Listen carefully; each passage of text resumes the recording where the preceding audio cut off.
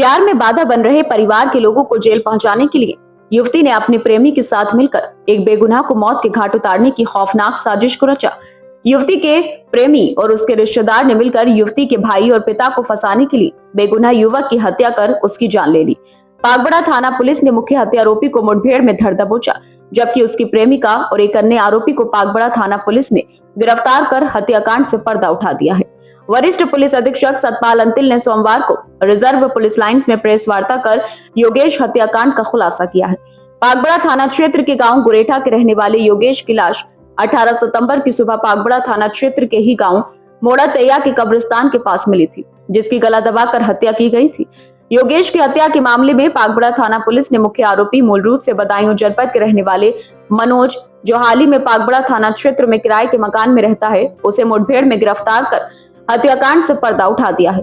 Police ने मनोज की प्रेमिका स्वाति, पुत्री शोभाराम और एक अन्य आरोपी मनोज के रिश्तेदार डिलारी थाना क्षेत्र के रहने वाले मंजीत को गिरफ्तार कर योगेश हत्याकांड का पर्दाफाश कर दिया है। आरोपी मंजीत ने पुलिस को बताया कि मनोज का गुरेठा गांव की रहने वाली स्वाति से प्रेम प्रसंग चल रहा था, जिसकी जानकारी उसके परिवार को हो गई थी।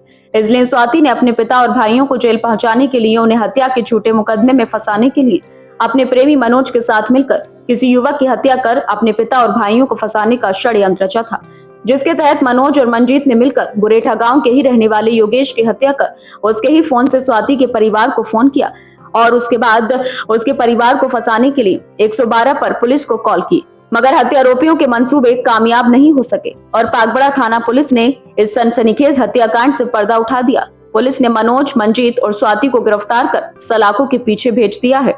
ये 17/18 की रात को थाना पागबड़ा क्षेत्र में एक मर्डर की घटना हुई थी। सुबह सूचना मिलने पर सभी वरिष्ठ अधिकारियों के द्वारा घटनास्थल का निरीक्षण किया गया और इसमें परिवार की तरफ से एक कंप्लेंट के आधार पर 3 नामजद अभियुक्तों के खिलाफ अभियोग पंजीकृत किया गया।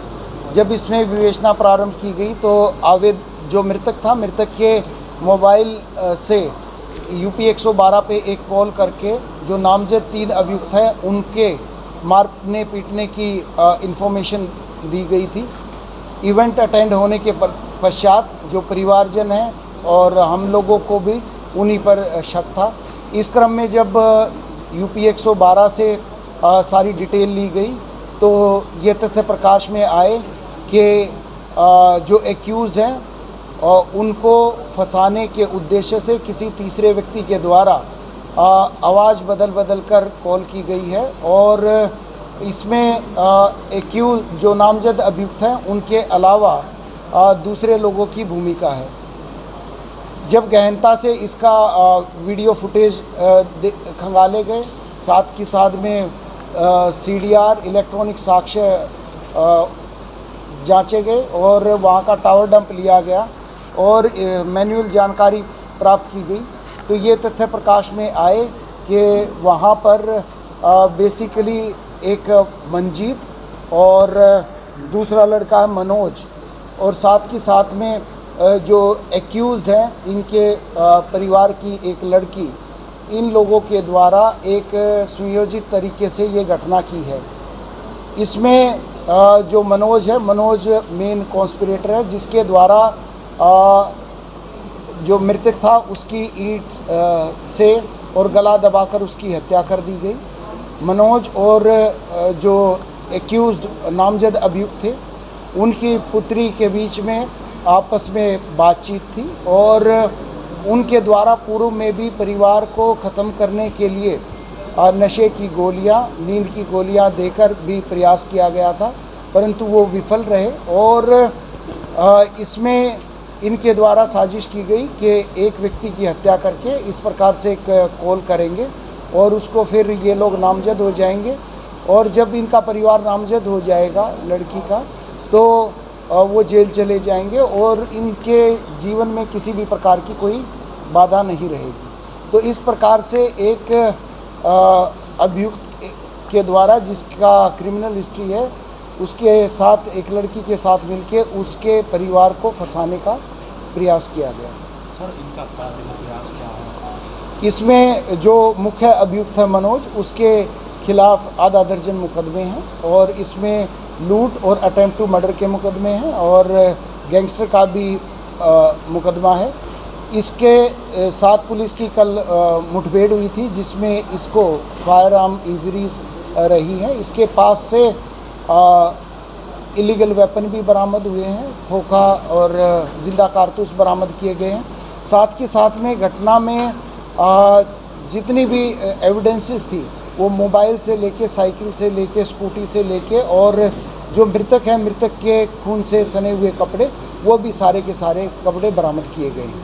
सर, बेटी ने ही अपने पिता को भाई को फंसाने की कोशिश की गई कि इनके परिवार वाले इसके खिलाफ थे क्या? देखिए, उस पुत्री के द्वारा अपने परिवार को रास्ते से हटाने के उद्देश्य से अपने एक पुरुष मित्र के साथ मिलकर इस प्रकार की घटना को अंजाम दिया है और इन्होंने पूर्व में भी इस प्रकार की कोशिश की थी। ऑफ लेट इनके घर वालों को भी इस चीज़ का आइडिया लग गया था। स्वाति और मनोज का कितने समय से संबंध चल रहा है? देखिए, करीब 6-8 महीने से तो इस चीज़ की कंफर्मेशन इलेक्ट्रॉनिक और मैनुअल जानकारी के अनुसार प्राप्त हुई। तो इनके जो कॉल डिटेल्स हैं वो भी आपस में ट्रेस करेंगे उन्हें?